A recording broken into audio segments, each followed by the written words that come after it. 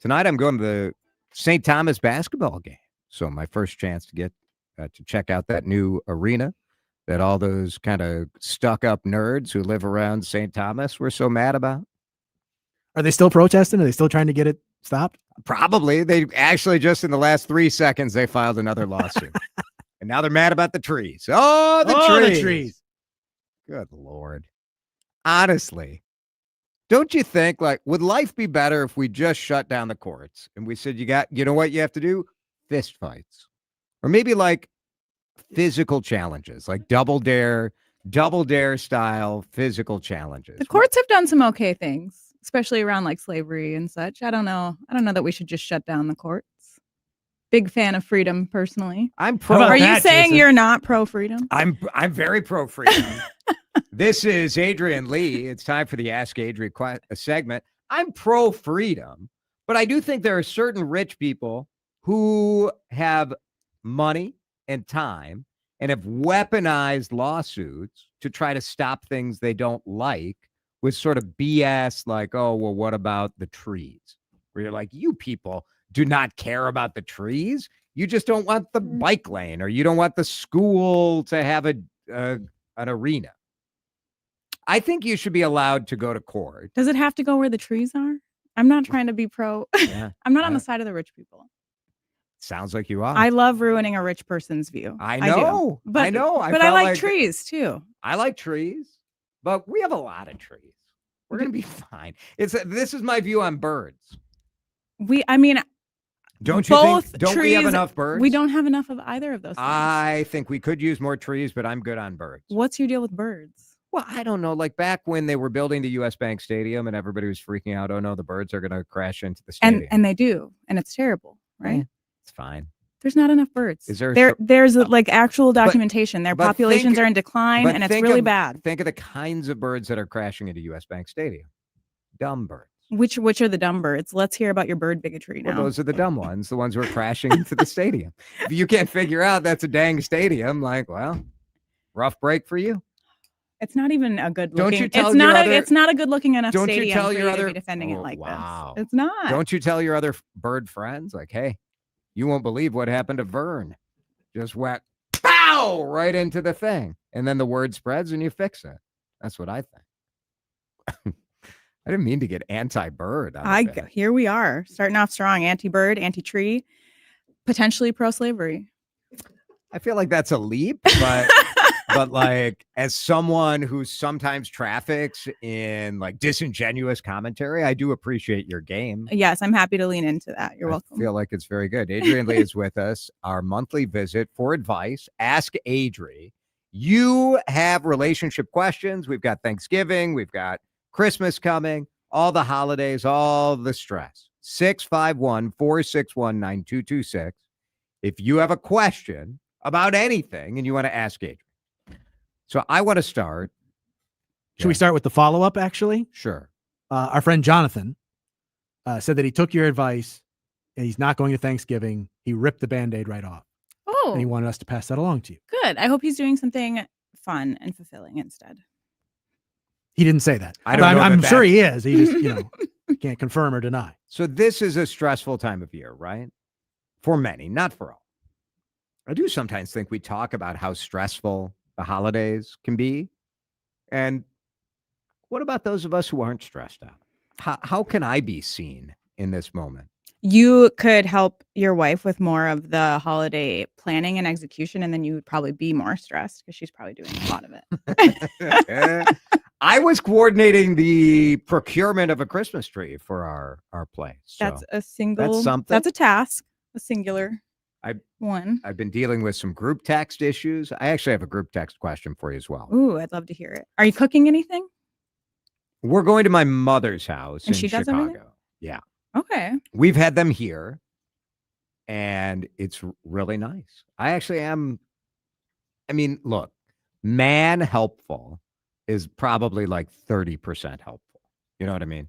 It's better than no percent. It's better than no percent, but it's not like, I believe like most husbands, if you are a husband and you do 2 things and your wife does 100 things, you would like 200 units of praise for your 2 things. You know what I mean?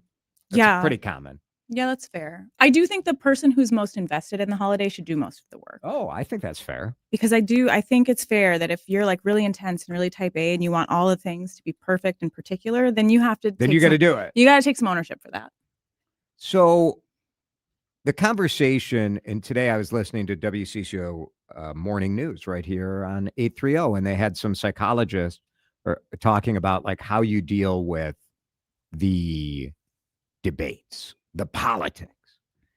And I don't know. I guess my family talks about politics, and it's fine. Like people disagree vigorously, and then you hug afterwards. It's not a big deal. Like it's never been personal. I also understand like that is not many people's experience, that it can be really stressful, especially if you're one of one, right? If everyone is a liberal and you're the Trump supporter, and you probably feel very isolated, or the opposite scenario where everyone's a Trump supporter and you're a liberal. What do you do if you have a scenario where, like, say you and I are going to Christmas and I love arguing about politics and you love arguing with me, but that's true. it's fun, right? And I love it. We both love it. It's fine. But mom doesn't like it. It stresses mom out. What is your responsibility, or what is the right way to deal with that? I mean, I think a couple of things. Obviously, we all have our own biases. I'm very pro genuine relationships. And I think relationships where you just avoid any kind of like meaningful or serious topic means you have surface level relationships. So I think first and foremost, you have to assess like what kind of relationships you have and what kind of relationships you want. If you don't really like your family, if you already know you don't agree and you're not trying to be any closer to them than you already are, then like, sure, avoid the politics conversation because it's not going to be generative. It's not going to build intimacy or understanding. It's going to cause an argument with people who you are seemingly kind of not that invested in. If you do like your family, since you are spending your time with them and you want to be closer and have more genuine relationships, I think it's important to respectfully have those conversations. It's how you actually get to know each other. And I think it's interesting that people love to spend a ton of time online arguing with strangers about politics who they don't care what you think if they're even a real person, and then want to avoid it in what is really probably your strongest sphere of influence, which is like the people who know you, the people who care about you and respect you. And so, especially if you have one person who is, they have some really problematic or hateful beliefs, etc. Like, rather than avoiding, you could call them in lovingly. You could educate them. So what is the difference between, you say call them in lovingly, which I really like that way of looking at it, because I think sometimes when people are talking about, all right, Thanksgiving, how do I navigate it? I think that people are trying to bring their same sort of jackass persona that they apply online into the table. Like they have some right to bring that approach to the people they really should love, where really having conflict and explaining why you think someone is wrong is actually it can be an act of love if you do it in a way that I think some people feel like why should I have to do that? Yeah. I mean, I think you kind of named the difference or alluded to it, which is like online, you're probably doing it to, highlight your own like good politics, but also for engagement. You want it to be quippy. You want it to be funny. In person, that doesn't play as well. And there isn't, an army of strangers who's going to pat you on the back for it anyways. And so I would say in person, what you should really focus on is like, what points of relation do I already have with this person? What way can I be vulnerable and share some of my experience that might, offer them perspective?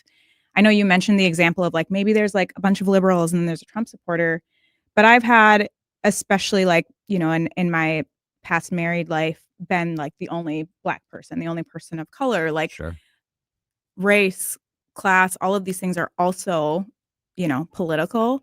And so talking about my own experience can often be like a really good inroad into talking about here's why this policy is a problem for people who are different than you. It's really good.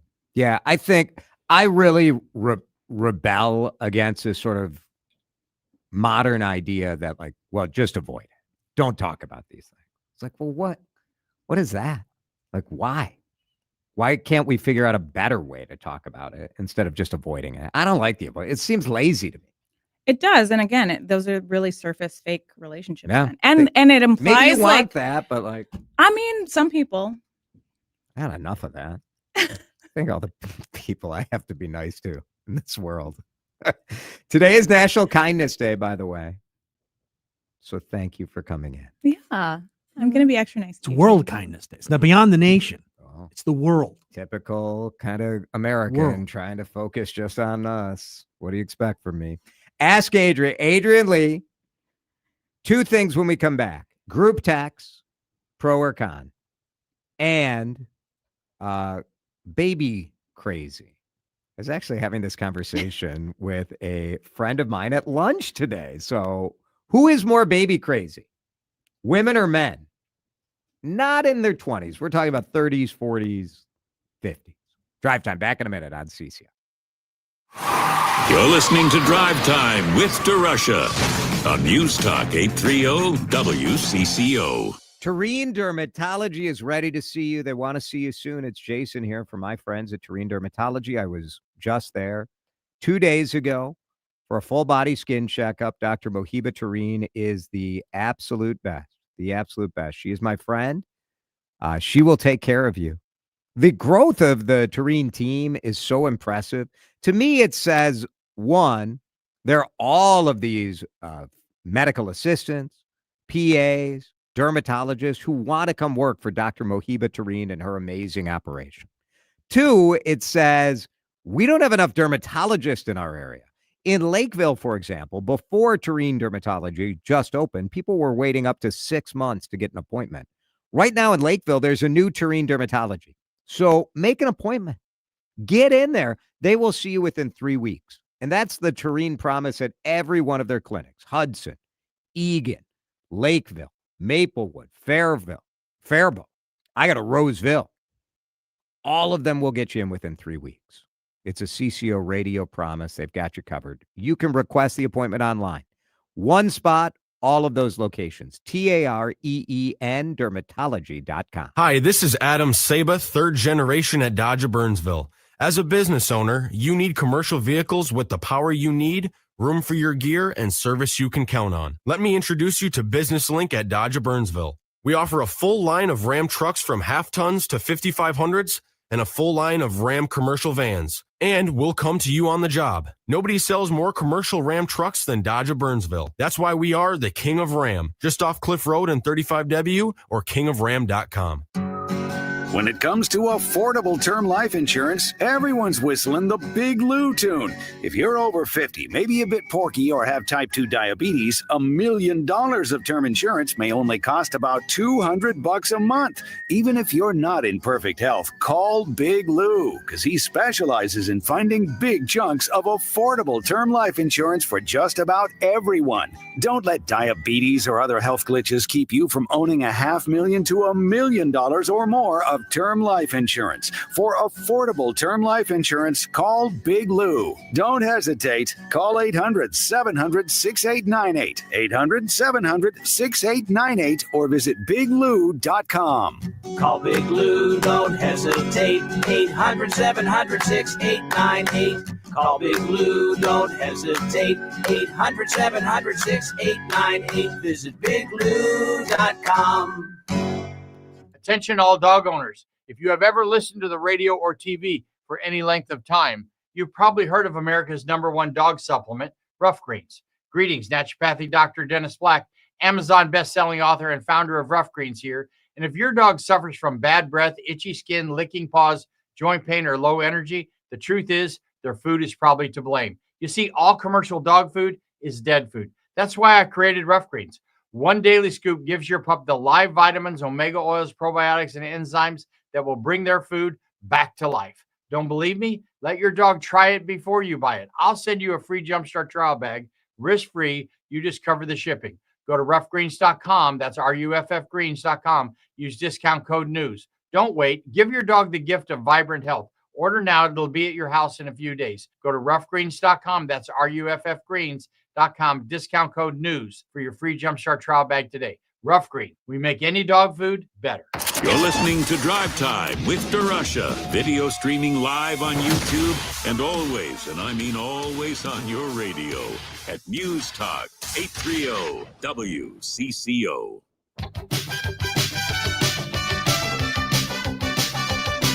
Ask Adri anything once a month.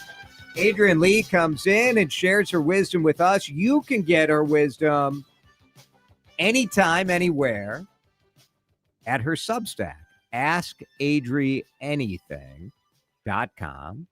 So you should go to askadrianything.substack.com and you should subscribe. It's free, right? It is free. So sign up for that and you'll get it in your inbox and it's good stuff.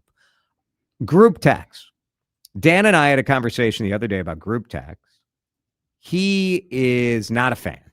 What? Not a fan of the group No. text. We have a group text. Are you exiting it? We don't. I mean, you and I have a text. And No, is I there one think with you and I and there's Jason? gonna. I'm gonna start it after this. No, don't do that. Don't do that. I have a family group text. Oh. And I have multiple family group texts because I have Alyssa's family, I have my family, but even on my family, I have my parents, the 4 siblings, and then the in-laws.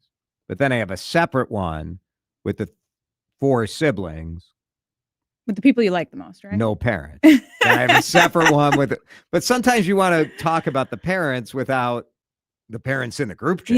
Yeah. Isn't that inherently dangerous though? If you Very confuse dangerous. those two? I always double check before I post who's in the chat. But group text etiquette. Yeah. I love a group chat or a group text. I feel like it's like a backbone of millennial communications.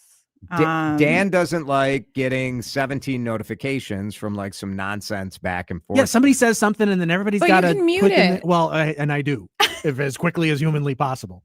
I had to learn that trick because it drives me insane. I suppose, but do you not have any friends where it's like Just stop right, at friends. yeah. Yeah, you're right. That's not what I meant. But like, do you No, not? but I mean, it's don't you have some friends where it's like we're friends, but like our dynamic is a group dynamic? Mm, Do you know what I mean? Like yeah. those people where it's like I mostly see you with these other people. It's nice to be able to also like keep that dynamic alive in the group text. So what I would say to that is my best friend in the world, I have known since 4th grade. He and I have been buddies for over 40 years. And when we got to like junior high school, he's the extrovert. He's friends with everybody. And so that group deal is, I find, through him. So I get that when, he has a gathering at his house and I'm going there and I can see all the people that are always there at the thing. And that's great. And then I get to go home and I don't have to deal with any of it. And I don't want that. That's great where it is. You don't want that on your phone. I don't need that reaching into my phone life. No, Okay. You can close the phone. I do. You Well, can I mute- do. You and can mute it. I do. Again, with the group text, I mute them immediately. Honestly, one of the troubles is, and this is a me thing for sure, with this job, I sort of have to be connected a lot. Mhm. And so I can't just set the phone aside and walk away from it That's fair. as easily as some other people can. I probably should do it more than I do, but I have one particular group text that is always muted because it gets goofy. And these are all grown ass adults. Like these are not, I don't know. I'm the young one in the group. Ooh, I love that for you. Thank you. Most of my friends are younger and it makes me feel old, but this friend group makes me feel alive. Just, I got years and years ahead of me. Which brings us to this next question that you raised on your ex account. And my divorced, now remarried friend, who I had lunch with today, was talking about this exact issue. The issue of who is more baby crazy. And you wrote, as someone in my late 30s, I co-sign having deal breaker combos like kids early. And through those conversations, you have developed a bit of a thesis. Yeah, at least in their 30s, because that's primarily who I'm dating is people in their 30s. I'm in my 30s. Men are the most baby thirsty, baby crazy, like far, far more than women. And obviously that's the bias of my experience and the experience I'm hearing from my friends. But yeah, men Because the stereotype want is that kids. like tick, tick, tick, tick, tick. The old biological clock is telling you like, let's go, let's go. Well, and to be fair, I'm divorced. I have kids. Yeah. So you're good. Like there was a time where, and I still go back and forth about it a little bit, where I'm like, maybe I could have one more child. You have how many kids? I have 2, And they're how old? 7 and 9. 7 and 9. But I'm also getting to that point. Would which you want to go back to the beginning? Well, I don't know. Maybe. I like With the I right guy. post like immediately following the divorce. I would say like I was still pretty young and whatever, and You're still pretty young. yeah, but it's still Just been, hang around with us. yeah. This is that group chat you described. I mean, you're on WCCO Radio. You Go ahead and are get the any younger. youth. You are the youth. I will say for me, it's like when you already have kids, you become extremely particular about what having kids requires, right? Like the conditions. And I don't think that's a bad thing. When you don't have kids yet, you don't know any better. So Yeah. you just hope for the It's best. different. Yeah. And, good luck to those people doing that. But either way, I think you're right. all men want kids. Every man I've ever gone on a date with has wanted kids. Do you think they want kids, or do you think they want like the sort of putting their flag on the moon I moment? think for a lot of them, it's putting their flag on the moon. I think that like when you ask them about kids, it always seems very high level and not like a lot of thought has been put into what parenting Right. actually looks like and requires. And some of that, again, like you don't know what you don't know. But Ugh, I can't imagine going back to the starting line again. Of course, I'm living the empty nester lifestyle now. you're in a different, I'm 10 years behind you. So Yeah, where the kid stuff is concerned. true. I think your thesis is right, which I hadn't thought about it until you said it. But I don't know why women are commonly seen as like the baby crazy ones. I don't think that's a thing. I don't think it's ever been a thing. Maybe it's just that guys don't talk about it as much, and they only talk about it on a date. They're Yeah. not telling their friends. A bunch of single guys or divorced guys in their 30s or 40s are not sitting around with their guy friends saying, man, I'd love to have a baby. Well, you know what? The guys who already have a kid, they definitely don't want to have any more kids. Maybe that's where I'm coming from. I'm good. I am good. Yeah. My friend is thinking about it. He's like my age, remarried a younger woman, and is thinking about Has he already had kids? yeah, Are they grown? close. 2 are grown. 1 is in high school. Does he want an opinion?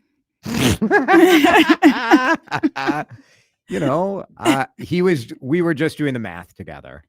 Like if he had a baby, he'd be like 66 when that kid graduates. Just in time to pay off that 50-year mortgage. This is our world today. Ask Adrienne Lee. Very good stuff. Thanks for coming in. We appreciate it. Good luck out there. Oof. Advice for everyone. Good luck out there.